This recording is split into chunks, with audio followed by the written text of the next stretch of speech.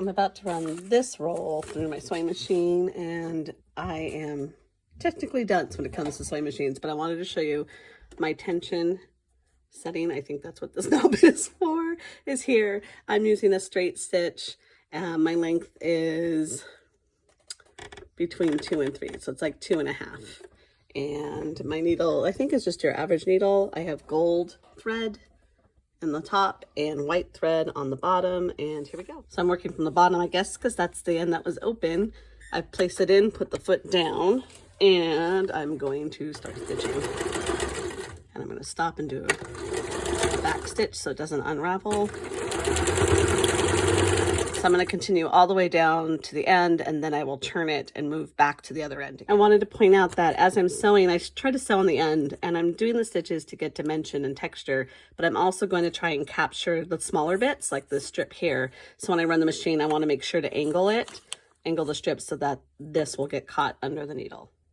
I'm almost finished with the last bit. I'm going to run it a few more. I'm going to use my hand to crank it down once the needle is still down into the thread. Otherwise, when you lift the foot, everything gets really loose and wonky. I'm going to turn it. Sorry, trying to hold the camera. I'm going to do a few, maybe one more. I'm going to open the foot. I'm going to turn it again. I'm going to close the foot, and I'm going to bring the rest of the strip. This is about 6.5 feet here, I think. And then I'm going to start all over again. Fun times. Here I have a really thick textured piece. It's from a collage cluster I made that I tore up. There's staples here, and there's thread that's loose. So when I stitch through, I want to make sure not to hit the staple straight on, and I want to hold this loose thread through, otherwise it'll loop into the foot. When it's really thick, that little cluster thing I did, sometimes it doesn't want to advance under the foot, so you have to kind of gently pull. Don't pull too hard, but as you move, put your foot on the pedal, you pull the back just a little bit to get it to go through.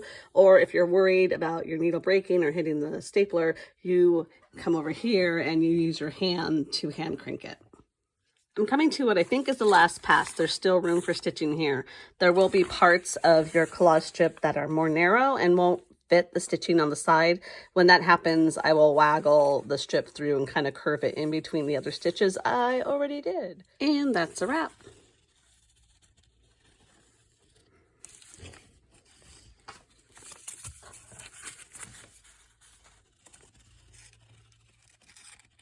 That cluster under the staple is coffee or tea-dyed paper.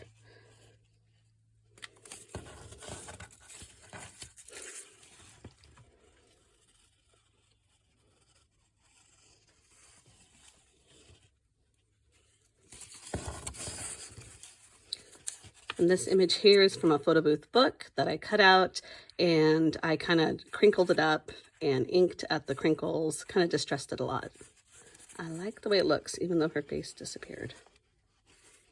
This one I like. I didn't intentionally mean for it to say goblins, but I kind of love it. Okay, we're almost finished. And this strip I did wider pieces of paper and a lot more collage on top. I think the dots, I unite the theme of it. And there's lots of room for adding additional pieces. The end. This is what the back looks like, which is also pretty cool with all that white stitching. Hello, hello. Here are some ways that you can store your snippet rolls. You can wrap it. Someone gave me this idea. This wasn't my idea, around a rolling pin. This is one of my toy rolling pins. You can wrap it around a clothespin. You can coil it onto itself.